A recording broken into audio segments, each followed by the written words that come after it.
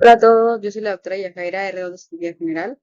Bienvenidos a este nuevo tema del curso de Cirugía General, hernia paresofágica. Vamos a echarle ganas, sin más preámbulo, comencemos. Y vámonos recio con los aspectos generales. Bueno, de forma general podemos decir que una hernia paresofágica es poco frecuente.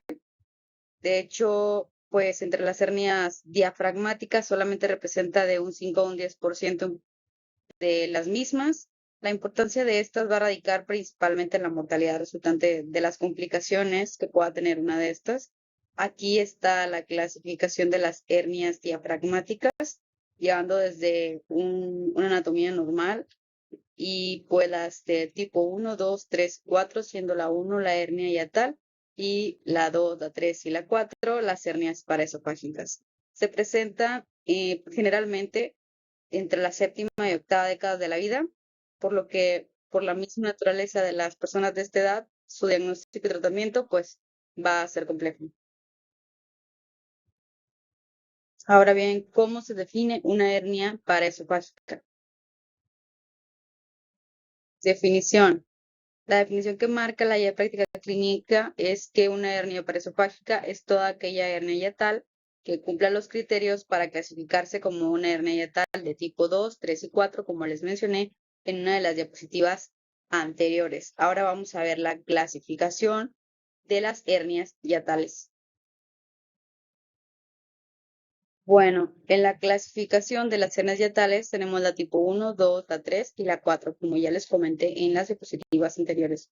La tipo 1 o tipo deslizante es la más común de estas hernias, representando aproximadamente un 95% de las mismas y se caracteriza por debilidad y elongación de las estructuras frenoesofágicas que mantienen en localización abdominal la unión gastroesofágica, como pueden ver en la imagen que les pongo aquí. Casi siempre me gusta poner imágenes más reales, pero YouTube luego me bloquea así como que parcialmente los videos y decidí ponerles pues muchos dibujos para esquematizar y que entiendan bien el concepto. Ahora sí, la tipo 2 o paraesofágicas propiamente dichas se caracterizan por la presencia de un saco herniario que contiene fundus gástrico y que suele ubicarse entre las 12 y las 4, si lo viéramos así como si fuera un reloj, del hiato esofágico visto abdominalmente. Y pues aquí les puse una imagen que representa lo que les acabo de decir. La guía de práctica clínica lo define tal cual les dije en esta diapositiva y en las diapositivas anteriores. Las del tipo 3 o mixtas se encuentran características tanto de la tipo 1 como de la tipo 2 y estas van a ser las más comunes dentro de aquellas que se catalogan como paraesofágicas, es decir, entre la 2, la 3 y la 4.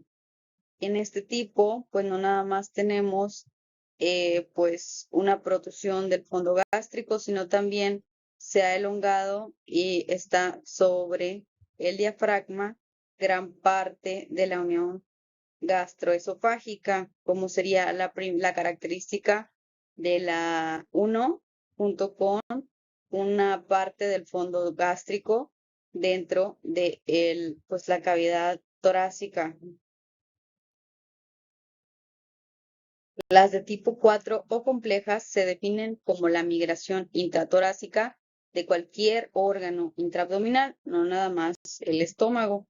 Se consideran la expresión máxima de los defectos del tipo 2 y la tipo 3 y están asociados a aumento de la presión intraabdominal por la naturaleza de estas hernias. ¿Cuál es su cuadro clínico?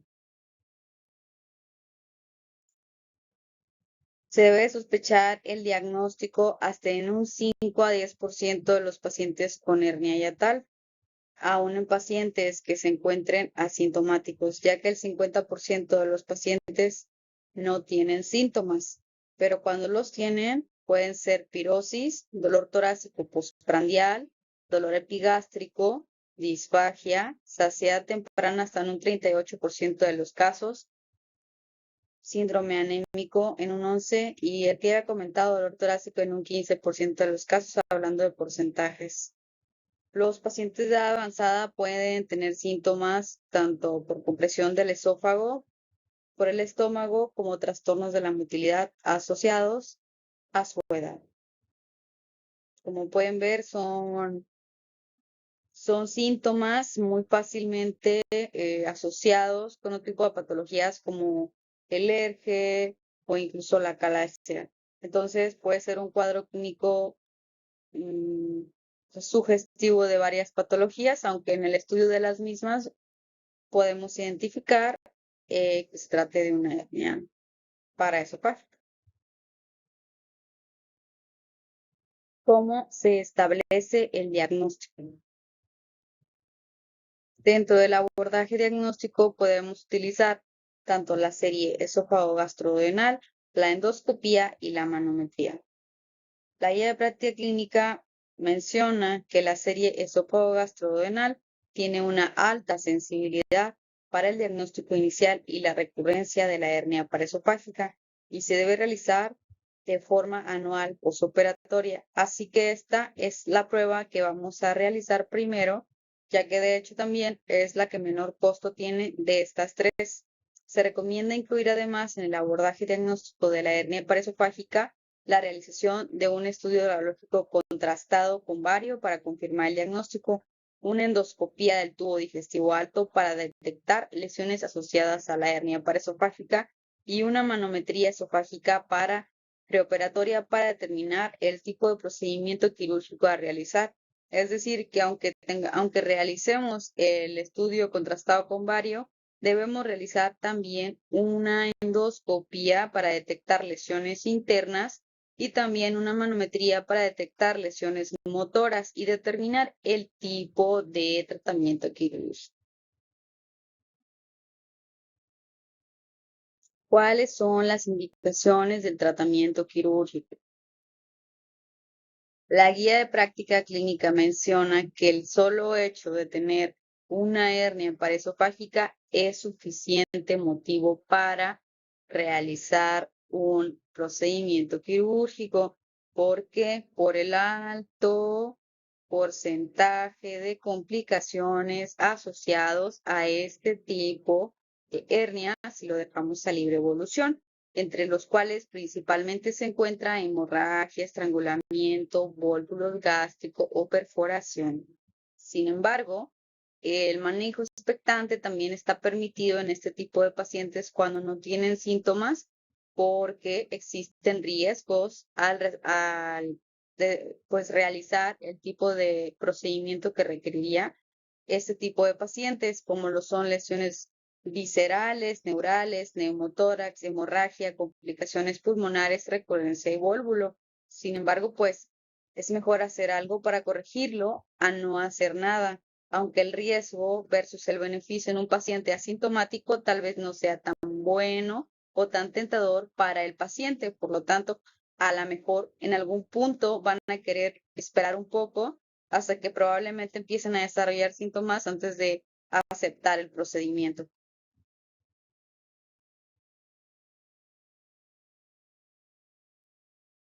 Si bien les comenté que existen riesgos para realizar este tipo de cirugías, siempre hay que individualizar el manejo quirúrgico, tomando en cuenta ciertos aspectos del paciente, así como también los posibles riesgos que pueda tener cada tipo de procedimiento.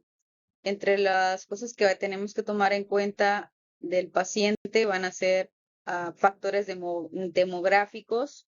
Los pacientes con hernia paraesofágica tienen una edad significativamente mayor, como les comenté, lo que es asociado con mayor comorbilidad anatómica, un saco herniario grande, acortamiento del esófago y un gran defecto yatal a reparar.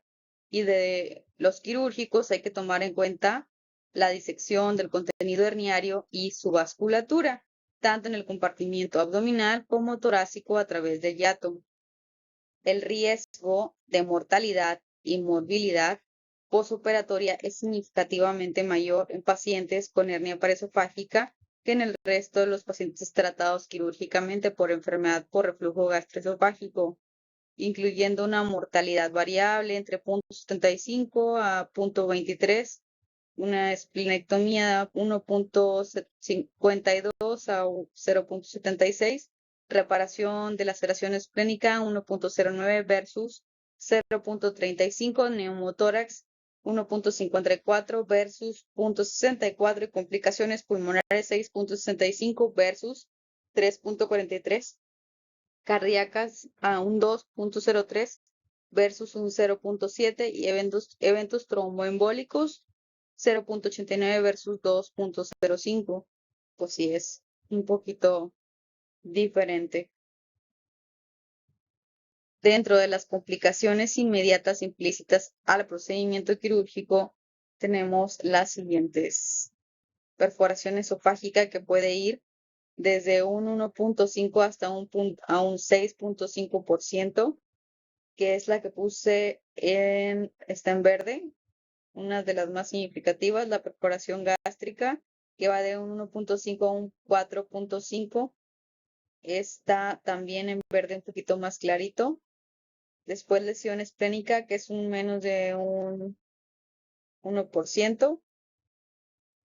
Después neumotórax de un 2 a un 7%, está en azul, casi de lo más frecuente, por decirlo así. Un vólvulo gástrico tardío posoperatorio de un 3 a un 8%, bastante la posibilidad y gravedad de esta complicación. Fuga esofágica tardía y la muerte, en la cual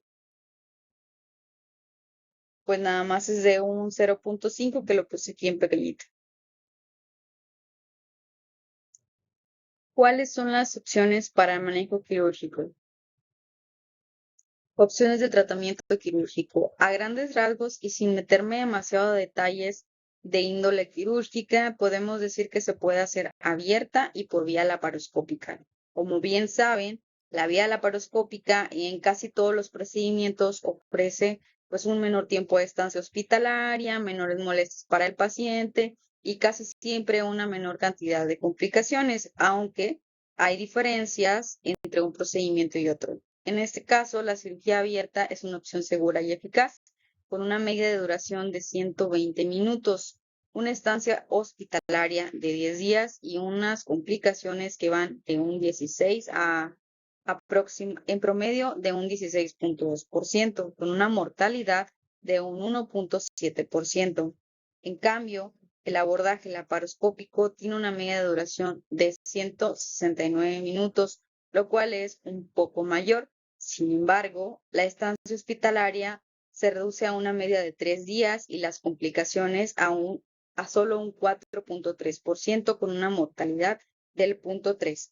Por obvias razones, se prefiere el abordaje laparoscópico. Sin embargo, este es operador dependiente y solo se sugiere cuando hay personal capacitado para realizarlo. ¿Hay algún tratamiento quirúrgico de elección?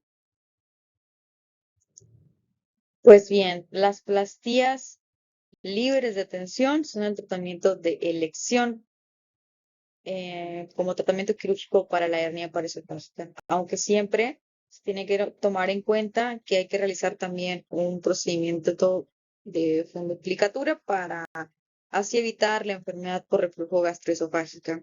Como tal, la guía de práctica clínica no marca evidencia suficiente como para recomendar el uso rutinario de mallas. Siempre hay que tomar en cuenta los antecedentes y tipo de paciente al que nos enfrentemos para, valorar la necesidad de utilizar una malla, sobre todo en defectos grandes en los que no se logre una plastía sin tensión al momento de realizar la reparación y sobre todo también con defectos grandes que superen los 5 centímetros. Aquí en esta parte de la guía de práctica clínica dice muchas cosas, pero realmente hay poco que comentar al respecto. Únicamente de lo más importante que dice es que se recomienda quitar el saco herniario para disminuir la recidiva de la hernia paraesofágica, que llega a ser hasta de un 26.9%. Sin embargo, también menciona que hay estudios que lo han mantenido ahí in situ el saco y que no hay evidencia de que aumente la recidiva o el grado de complicaciones de las mismas. Ahora bien, se recomienda realizar algún tipo de procedimiento antirreflujo, ya que la mayor o gran parte de los pacientes a quienes se les hace esta clase de procedimientos refieren sintomatología de ERGE después de la cirugía. Entonces, a quien no se le realiza algún procedimiento antirreflujo. Se han utilizado el Nissen, HIP, gastropexias, duplicadoras parciales como la DORT y TUPET, muchos otros. Sin embargo, no se encuentran pues evidencia tampoco de que uno sea superior a otro, pero sí se sugiere que se realice algún. En pacientes de alto riesgo quirúrgico en los que está contraindicada una cirugía mayor, como la que implicaría realizar los procedimientos laparoscópicos o abierta, que ya habíamos comentado previamente, se puede realizar una reducción laparoscópica del contenido herniario y después se podrían realizar dos gastrostomías endoscópicas percutáneas a fin de realizar una pexia del estómago. Lo jalas el estómago y pues obviamente no utilizarías las sondas para alimentación, sino más bien para mantenerlo en su lugar y así evitar que éste protruya hacia pues la cavidad torácica. Esta sería una opción para aquellos pacientes de alto riesgo quirúrgico. Los pacientes candidatos a cirugía cuyas comorbilidades contraindiquen un procedimiento quirúrgico mayor se pueden someter a este procedimiento que les acabo de decir y es la recomendación que da la guía de práctica clínica. En cuanto al seguimiento, pues se recomienda establecer seguimiento a largo plazo para así determinar la respuesta clínica del paciente. Hay que realizar un esofagograma o una serie esófago-gastrodenal anualmente, aún en pacientes que se encuentran asintomáticos para detectar algún tipo de recurrencia. Ante la recurrencia sintomática, sobre todo en pacientes de edad avanzada, se intenta control sintomático con tratamiento médico y solamente en caso de no ver que no haya respuesta, hay que valorar la reintervención siempre y cuando nada lo contraindique. Dada la evidencia disponible, aún no es posible definir la conducta específica ante una recidiva anatómica asintomática. Por último, los esquemas que vienen al final que nos orientan a cómo tomar decisiones ante ese tipo de paciente.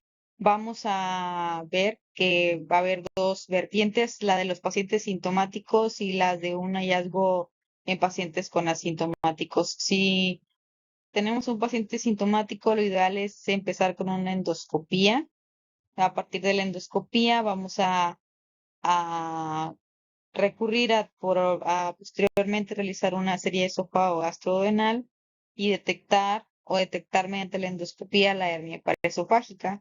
Después de esto hay que individualizar el manejo y valorar referencia a un centro especializado. Si en nuestra unidad, si nos encontramos en un segundo nivel que no sepamos manejar este tipo de patologías, hay que derivarlo. Si estamos en un primer nivel de atención, lógicamente hay que derivarlo desde que empiecen con la sintomatología de disfagia y dolor torácico, no esperar a que el paciente se complique. Si empezamos a tener la sospecha de un ERGE que se empieza a complicar, una calasia o una hernia paraesofágica, ya sea que mandemos a hacer los estudios o que inmediatamente lo derivemos a segundo nivel para que le den manejo. De aquí hay que ver riesgo-beneficio, ver si observamos y damos seguimiento estrecho o si no, si el riesgo es menor que el beneficio. Ok, bueno, aquí el riesgo no es mayor que el beneficio. paciente con alto riesgo quirúrgico, pues hacemos el procedimiento que ya les había comentado previamente. Si el beneficio es mayor que el riesgo, vemos un tratamiento quirúrgico abierto o laparoscópico, según con lo que contemos y la experiencia que tengamos. Y posterior a ello hay que hacer un tratamiento clínico y una serie esofágico-gastroduodenal anualmente, valorar si hay recurrencias y si no las hay, pues seguimiento anual. Si las hay y hay paciente que tiene sintomatología, dar tratamiento médico. Si no hay respuesta, reevaluar intervención. Si hay respuesta, entonces damos seguimiento nuevamente anualmente. Ahora, si es un paciente sin sintomatología, vámonos primero con la serie esófago-gastrodenal, después con la endoscopía, o si detectamos ya la serie esófago-gastrodenal, pues ya vemos lo del manejo individualizado, que ya sabíamos que bueno, si estamos en un centro especializado y apenas le hicimos la serie esofágo-gastrodenal, probablemente necesitemos de todas maneras la endoscopía y la manometría para ver bien cualquier alteración funcional, anatómica o hacer diferenciales. Y bueno amigos, esto ha sido todo por este video. Espero que les sirva de mucho, que les haya gustado. Si tienen alguna duda, déjenmela en los comentarios o mándenme un correo para poder ayudarles con eso. Más adelante haremos una sesión de casos clínicos de todos los temas que hemos visto hasta el momento. Sigan estudiando y prepárense para el siguiente tema que aquí les dejo en la lista de abajo para que se vayan a estudiar. Recuerden que todos estos temas están basados en las guías de práctica clínica, que soy residente en esta especialidad que es cirugía general y les estoy dando los puntos clave que pues a mí me dan para poder estudiar y que a mí me sirvieron también para estudiar para el ENAR. Si quieren ser quirúrgicos, ánimo, ánimo, ánimo, ánimo. Ustedes pueden. Y pues nada, hasta luego.